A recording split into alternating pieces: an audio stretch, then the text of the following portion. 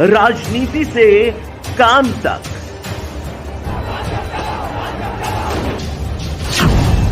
अपराध से अंजाम तक,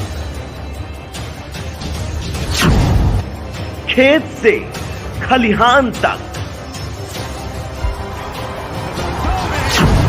खिलाड़ी से मैदान तक,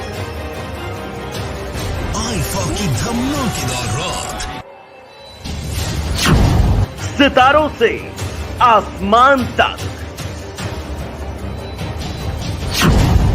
अब हर खबर पर होगी हमारी नजर।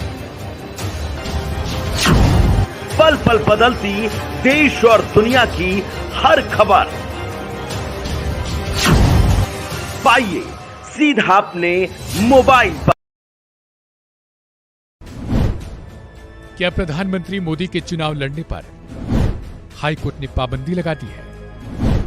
आखिर धर्म को चुनावी सभा इस्तेमाल पर हाईकोर्ट ने क्या फैसला सुनाया? क्या प्रधानमंत्री मोदी पर लगेगा 6 साल के लिए बैन? क्यों लगाई गई, इसे लेकर याचिका? आखिर कौन है याचिकाकर्ता?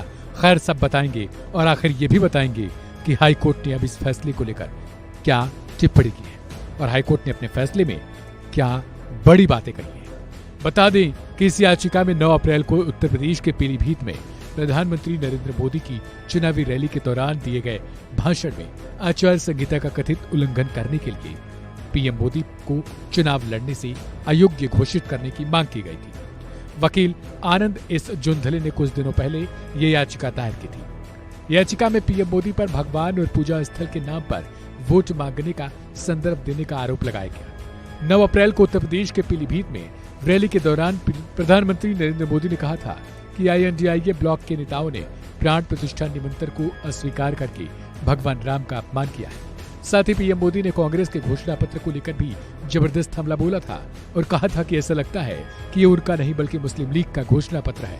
पीएम ने यह भी कहा कि बीजेपी सिखों के साथ मजबूती से खड़ी है।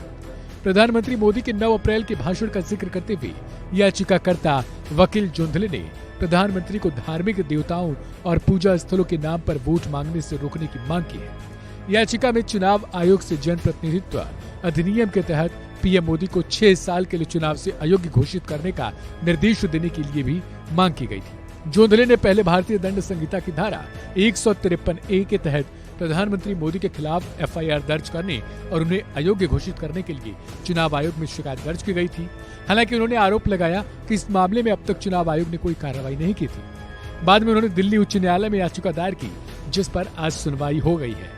न्यायमूर्ति सचिन दत्ता की एकल पीठ ने मामले में सुनवाई करते हुए याचिकाकर्ता को कड़ी डांट लगाई और कहा कि पहले ही मान बैठा है याचिकाकर्ता कि आदर्श आचार संहिता का उल्लंघन हुआ है। हाईकोर्ट किसी भी शिकायत पर विशेष दृष्टिकोण अपनाने के लिए चुनाव आयोग को निर्देश जारी नहीं कर सकता। अदालत ने यह भी कहा कि याचिकाकर्ता पहले ही चुनाव आयोग से संपर्क कर चुका है और आयोग उसकी शिकायत पर स्वतंत्र विचार कर सकता है। चुनाव आयोग की ओर से पेश हुए वकील सिद्धांत कुमार द्वारा दी गई दलील में यह कहा गया कि शिकायत का संज्ञान लेकर कार्रवाई की जाएगी और इस संबंध में जरूरी आदेश पारित किए जाएंगे।